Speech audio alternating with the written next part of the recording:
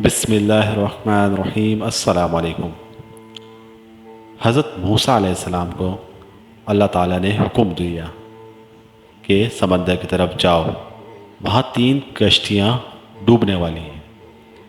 حضرت موسیٰ علیہ السلام فوراً حکم الہی کی تعمیل کرتے ہوئے سمندر کی جانب چل دیے۔ ساحل سمندر پر پہنچے تو ساحل سمندر بہت پرسکون تھا۔ بہت دور سے ایک کشتی آتی ہوئی دکھائی دی جو آہستہ آہستہ ساحل کی طرف بڑھ رہی تھی۔ ابھی وہ کنارے سے کچھ ہی فاصلے پر تھی کہ حضرت موسیٰ علیہ السلام نے آواز دی کہ ایک کشتی والو، اللہ کا حکم آنے والا ہے، ہوشیار رہنا۔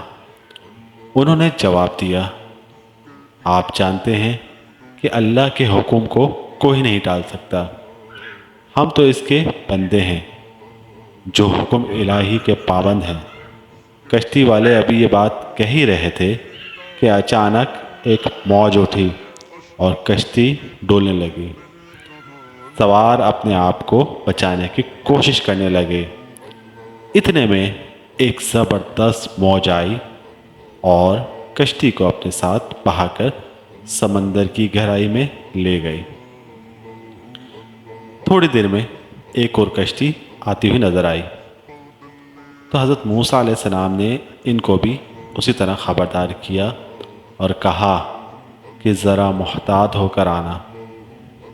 انہوں نے بھی پہلے کشتی والوں کی طرح جواب دیا کہ جو کچھ ہونا ہے وہ ہو کر رہے گا، اور کشتی کو کنارے کی طرف لاتے رہے، یہاں تک کہ ساحل کے قریب آتے آتے یہ کشتی بھی ڈوب گئی۔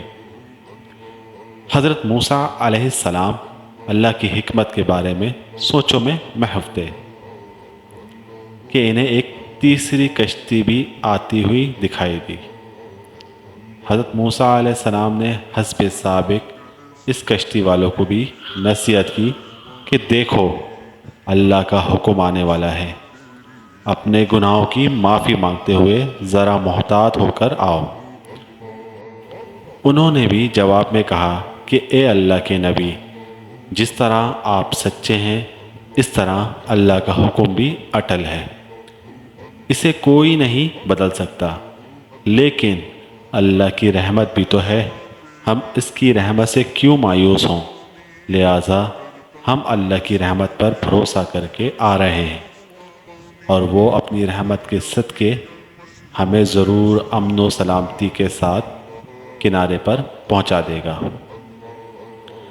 کشتی والوں کا یہ جواب سن کر حضرت موسیٰ علیہ السلام خاموش ہو گئے۔